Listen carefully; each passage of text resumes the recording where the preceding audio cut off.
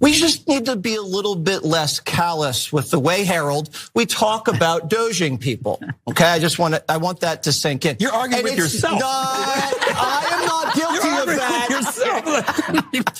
I finally found one person I knew that got doged, and it hit me in the heart. It looks like someone from Jesse Waters' personal life is impacted by the mass firings of federal employees, and all of a sudden, he wants a little bit more of a surgical approach in determining who should be let go. So let's hear a little more of what Waters has to say, and then we'll share our thoughts. Let me tell you a story about Chris. Chris was a guy I met at a shooting event in New Jersey last year. Is Chris in the interview? Oh, this is another guy, this is Chris. He was a 20-year veteran of the US military. He was one of these guys in one of these elite units, killed a lot of bad guys, put his life on the line. And now he punched out after 20 years and working for the Pentagon. And he's only been there a few months, so he's probationary. And he just found out he's probably gonna get laid off. He's gonna get doged.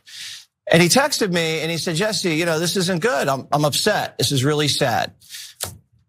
And this guy's not a DEI consultant. This guy's not a climate consultant. This guy is a veteran. So when you're talking about doging people, veterans should get priority. Well, I think it's important to know that according to Ryan Grimm, about 30% of federal employees are veterans. Yeah, no, the thing that I love about this is a classic Republican reaction. Let's go get the sons of bitches. Oh, you cut something for me? It affected me? No. Well, of course you shouldn't cut things that affect me. No way. This reminds me of one of the Republican senators said, well, I was against gay marriage, but then I found out my son is gay, so now I'm for it because it affected me. Oh my God. Like, well, okay, thank you for telling on yourself, but that is a thing that happens all the time with Republicans. With everybody. Like, yeah. I'm gonna keep it real, okay? I know people are gonna get mad that I'm giving Jesse Waters a little bit of a pass, but I gotta give him a little bit of a pass because I live in a glass house, okay? Oh, I got a little taste of some of the policies that I thought would be good, and I didn't like it. Oh, and I changed my mind once I was impacted by them. Yeah, so like, I'm just to keep it real. I disagree with you because those are not the policies we supported. They did a 3-card Monty on us. Like we said, reform cops because they're beating up and killing too many African Americans, minorities, and by the way, overall Americans, right? And they're like, oh yeah, let's turn felonies into misdemeanors. When did anybody ask for that? No one asked. No one asked for that, right? Yes, that's true. So it's true. a little bit apples and oranges. In this case, though, like it's at least good that he's saying this on TV. Yeah, sure, a lot of people might miss the hypocrisy of it, although I think Howard Ford pointed it out. I give him credit for saying this. Yeah, 100%. I mean, I'm sure he got backlash for it because I'm not gonna lie. So far, based on what I'm seeing, there's been like favorability toward Trump, gutting federal agencies. I think he's now starting to go too far. But anytime a conservative speaks out against something Trump is doing, he's gonna be met with backlash, and credit where credit is due. At least Jesse Waters was willing to say what he said on TV. Yeah, I hear you. Loaded up with hypocrisy. Okay. Yes, I agree. Right, I agree with you on that. But having said that, the reason that I like it is because it's getting the Fox News audience to go, oh, I see, some of the cuts might be bad. Oh, I didn't know they were cutting veterans. Oh, they're cutting veterans? And so what I want them to understand is, if you're actually cutting waste, fraud, and abuse, you're actually going to be super popular and whether the Democrats complain about it or not, the independents will love it, etc. But if you go cut blindly as they're doing now, how do you know if you're cutting fat or bone? You don't, you're just cutting. Oh, there, I took out your thigh, oops. Yeah, right? don't cut the bone. You need the bone. Yeah, you can, so do an analysis. Is it fat? Is it muscle? Is it bone? Cut the fat, not the rest. But by definition, you're not doing that if you come in and go, I just fired all these people without even looking at who they are. Exactly. Now look, Jesse Waters actually is not the only high profile right winger who has kind of spoken out against what's been happening, asking the Trump administration to basically take a step back and maybe do this in a more methodical way.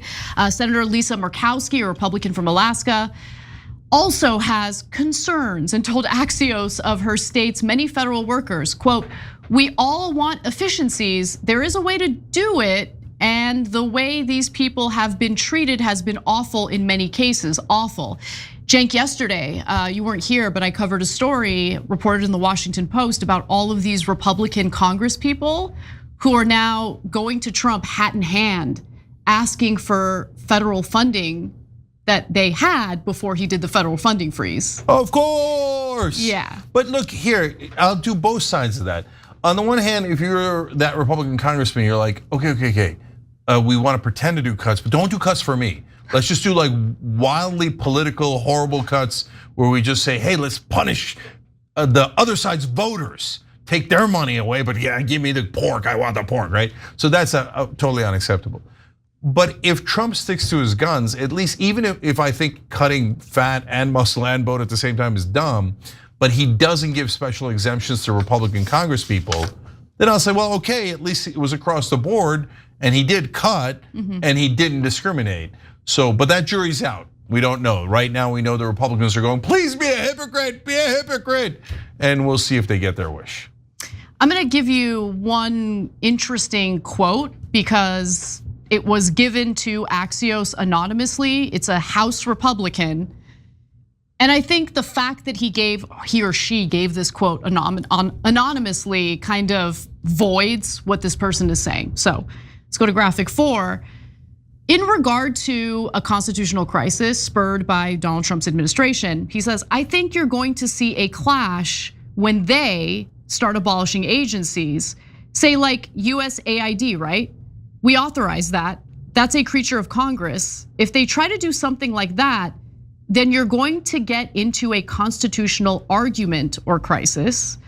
Even though it's our guy in the White House, if there's a lot of executive overreach, we want to protect the institution of Congress. Do you? Do you? I'm not buying it at all. Yeah. He might feel that maybe they're going to fight back against the Trump administration. I don't believe a single Republican will actually do that. No, Anna, he says that they might fight back anonymously. Yeah. Oh, right, he didn't give his name because he's incredibly afraid of Donald Trump. Yeah. So he's like, no, we might. Okay, what's your name? Oh, I don't want to tell you, what if Donald Trump attacks me? You're not gonna fight back. Yeah, come on. So just stop pretending. Come on. Thanks for watching the video, guys. We also love it if you hit the join button below because that makes you a member, and members allow us to be independent, honest. We can be as progressive as we want, no corporate media influence, and that's all because of you guys. We love doing the show with our members. Hit the join button, become one of the Young Turks. Every time you ring the bell below, an angel gets his wings. Totally not true, but it does keep you updated on our live shows.